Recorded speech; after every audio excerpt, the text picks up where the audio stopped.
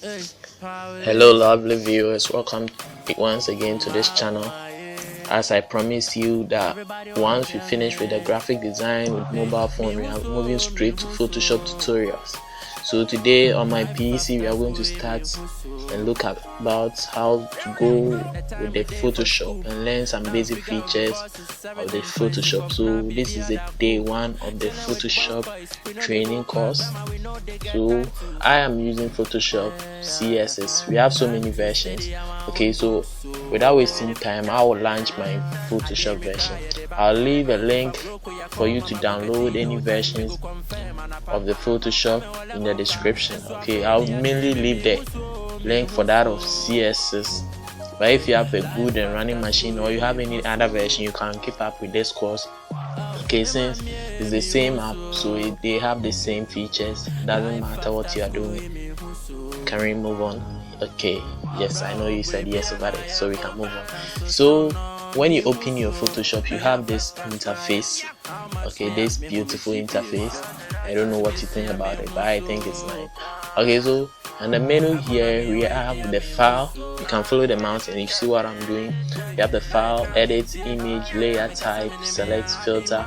They are all menus which have specific buttons under it. You look at it later on. But whenever you want to start a work with the Photoshop, you have to first go to file. Okay, then you select new. Okay, so you select the new and this menu pops up. Okay, so the first we have the name, so you can just type in the name of the project you are coming to do, okay, or how you want to save it. So with this, since it's a tutorials, I will make it tutorials. Okay, sorry, let me make this also capital tutorials. Okay, then we come here, presets. You have the default Photoshop size, you have the US paper, international paper, photo. You have so many, or you can customize your sizes. Okay, let's go to international paper, and under it we have the various sizes. We have A4, A6, A5, A3 and so forth. So let's go with A4. It will display the sizes here as you can see. Okay, so we just, and the resolution, okay, it describes the number of pixels per inch. So with the resolution, the higher it is, the higher your picture quality will also be. So I will advise you to always go with a very high resolution, but I also know that as high as you go for the resolution, okay, it can also slow up your work. If your resolution is too high, your image size will also be very high, which will slow up your work. This is the image size displaying here. Okay, so let's say, let me change the resolution to 100. You see the size has also changed to 2.7 megabyte. Okay, but when I made it 300, it was 24.9 megabyte. So you see that it's, your resolution can make up your work very big and slow up your work.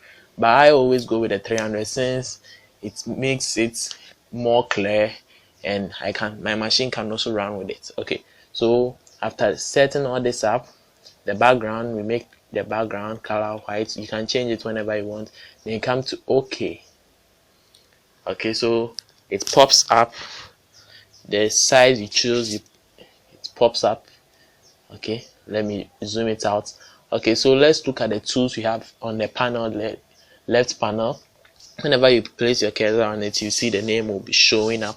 So as I place my cursor on, you see the name of this tool is move tool. We use it to move the tools in the Photoshop area. Okay, so let's say every tool that has not been locked.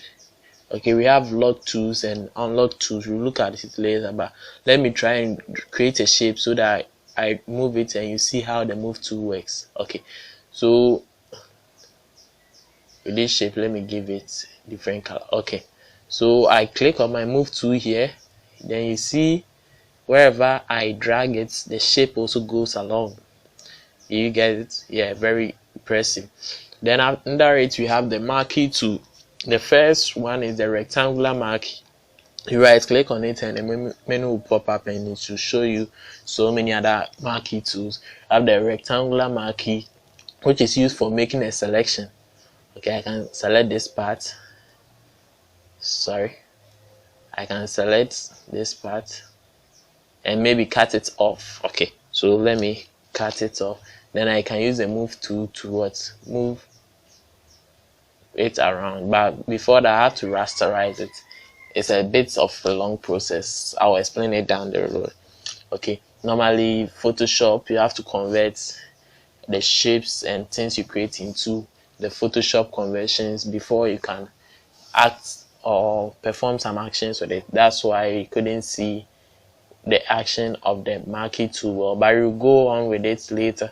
Okay, I'll skip some of the tools so that whilst in the future or in the next lessons I'll be introducing them one by one, because if I show all of them at once it might confuse some of us a little bit. Okay, so I'll not be showing us all the tools for now. I'll be showing you the basic ones. Okay, so we also have the crop tool. You use it to crop the size. Maybe the size you chose is too small for you or too big for you. You can crop it out, okay, or you can crop it back in. But normally if you want to get the color of the background that will show, okay, when you crop, it displays here. Okay, this where we have here where I'm moving the mouse. Okay, we have one white box and one black box. So you click on the black box and you choose a color.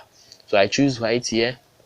Then when I try to crop it again, you see the background will be white. You see, okay, so because it was black, when I cropped, the background was also black. Okay, so whenever you do a work in Photoshop, you see, as soon as I finish something, I come and click on this check mark here. Whenever you do a work on Photoshop, you have to click on this check mark so that it will know that you are done with it. Okay, and you want to move on to another object, or you want to move on with another operation. Okay, so you just click on it and it's done. Okay, we also have the brush tool. Okay, the brush tool is also over here. Let me create a new layer. Don't worry, I'll explain this in the future, okay, so that you get to understand it.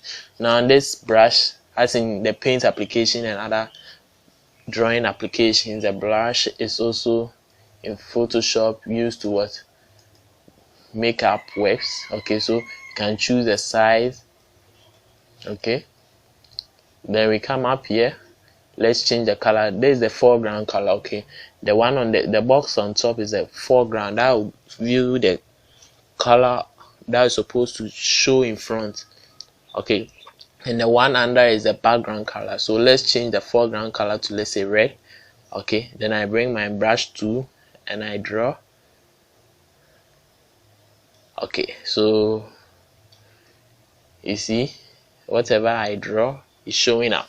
Okay, so that's the function of the brush tool. I can go through to deepen it. Okay, just move through carefully so that you don't make a mistake. Okay, so that's how it works. And we also have other tools. We have the eraser tool. Okay, so with this thing I can try and clean it out. Okay, then if I want to resize my eraser, I just right click. Okay, I see the size here, I move it a bit higher. Okay, it can be a bit higher. Okay, then I clean what I drew. You see something is happening here. I don't know if you're also seeing it with me. Although I'm moving the eraser on the circle we drew, the eraser is not affecting the circle. Why is that? Anyone who has an idea of it can tell me in the comment section, but I will not tackle this one today. I'm not going to tell you today. Okay, so if you have an idea, tell me in the comment section. In the next video, I'll try and explain that one as well for you. You know, during the graphic design with the mobile phone course, we saw that we had this layer panel in that app, right? So the answer is related to that. Try and guess around it. In our next video, I'll tackle it and tell you about it. And whoever is able to make the right answer down there, I'll give credits to him or her in the next video. Okay, so we have so many other tools. We have the test tool. Okay, the test tool, when you want to create a test, you just click on it. Okay, then you type whatever you want to type. Let's say I want to type good. Okay, you see the fonts are very small. Okay, so you can just select it, you can just select the text, and up here, okay, up here we have some of the functions or the tools you can operate on with the text. We have the fonts here, so many fonts. There are so many fonts when you install the app. I have also downloaded extra fonts, okay, but when you install the app too, you have fonts in it already. Then you can change the size. Okay, you can change it a very high figure, or you can even type in the number you want, let's say 100.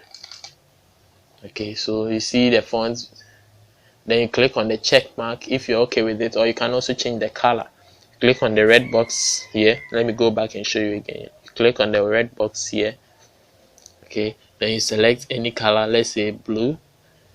Then you click OK and the check mark here. If you click on this, it will hide whatever you did. It will mean that you've cancelled any action you performed on the test. Okay, so you just click on this to check it. You can use the move tool on this one as well. You can move this too. Okay, you can move this one as well. Okay, and with the test tool, okay, with the test tool, we don't have only this one, we have other formats as well. I'll look at other one, then the rest we'll look at it later in the courses. Okay, we have the vertical type 2. Sorry for the mistake. The vertical type 2, that would type it vertically. Okay, so let's try and use that one as well. You see, whatever we typed came up what vertically. That's with the vertical type 2. Okay, so these are some of the basic tools we can see. I will look at the one last and important one, of course, so that we can move on. That's the shapes. This one have all the shapes. You have the rectangle, the rounded rectangle. You saw me drawing the ellipse or the circle here. Yes, you have the ellipse, the polygon, the line too, and the custom shape too. We'll be looking at all of them in the near future or in the next courses to come up. Okay, so if you want to draw a rectangle, you just click on it, come to your work area, you click and you drag over. Okay, you move the mouse till you get the size you want it to look like. Okay, so if I want it like this, then I will just release my hand and it pops up. Do you get it? Okay, I know you get it. If you have any problem, you tell me in the comment section. If I was going too fast, you tell me. In the next video I'll slow up. I witnessed that I was going too fast, so I'll try and slow up the next time or in the next episode of the course. Okay, so I will be ending up here with you. With the next video, I will explain more into details and I'll show you more tricks we can do about this, and we'll start designing as well. Thank you once again and goodbye.